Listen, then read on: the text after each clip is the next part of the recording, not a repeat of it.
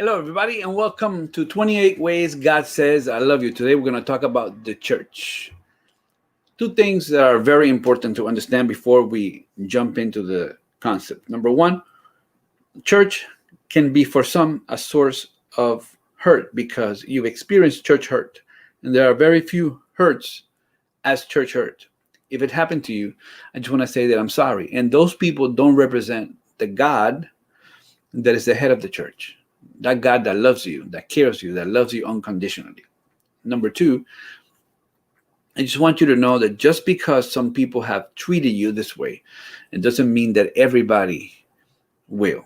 So let's talk about the church. For me, the church is like the ark. If you remember in Genesis chapter 6, that Noah built this ark, right? I see a lot of similarities in the ark. For example, the ark was not the cleanest place.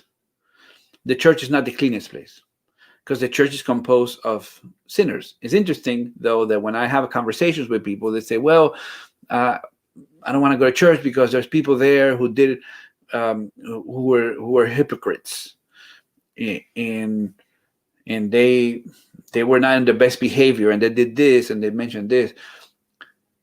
The church is a hospital for sinners. It's not a museum for saints. The reason we go to the church is because we need to get healed. It's not because we're perfect, right? Just like God has patience with your issues and he's working through your issues, he's working through their issues as well.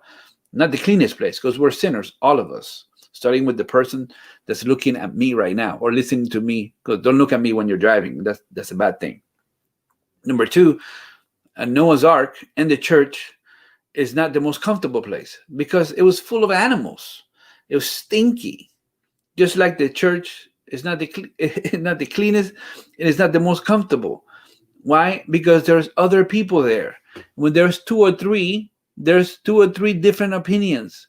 There's people in the church, just like Noah's Ark. It has lions. There's people in the church that are like lions. In your church, there's one lion. You say, "Hi, how you doing, brother?"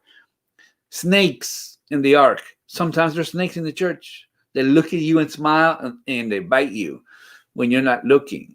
There are porcupines in the ark. Porcupines in the church. You know, it's really hard to hug a porcupine. There's people in the church you want to love, but it's hard for you to love them. It's hard because it's hard to hug them. Yeah, it's hard. It's not the most comfortable.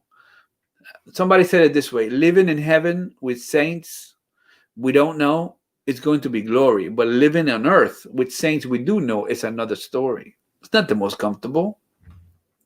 Number three, it's not the most popular. If it was the most popular, everybody would be in it.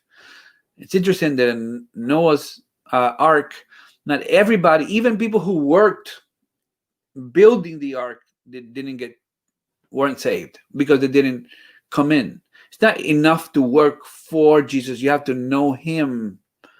You have to enter into a relationship with him. But it was Noah's Ark. It was the most secure.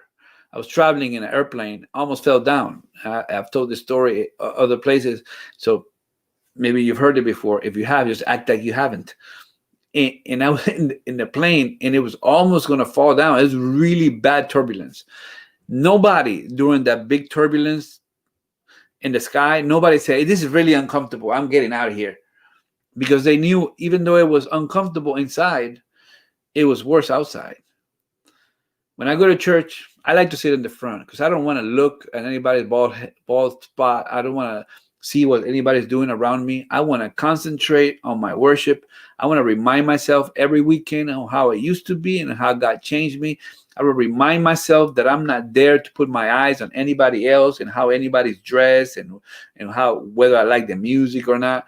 I am there not to criticize the sermon of the pastor. I am there to worship Jesus because I was lost, but now I'm found, and I'm thankful for the church because with all its problems, it's still the agency that God uses to help people come into a relationship with Jesus.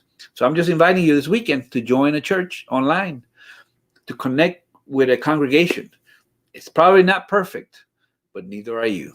This has been 28 Ways God Says I Love You. He says I love you to local congregations.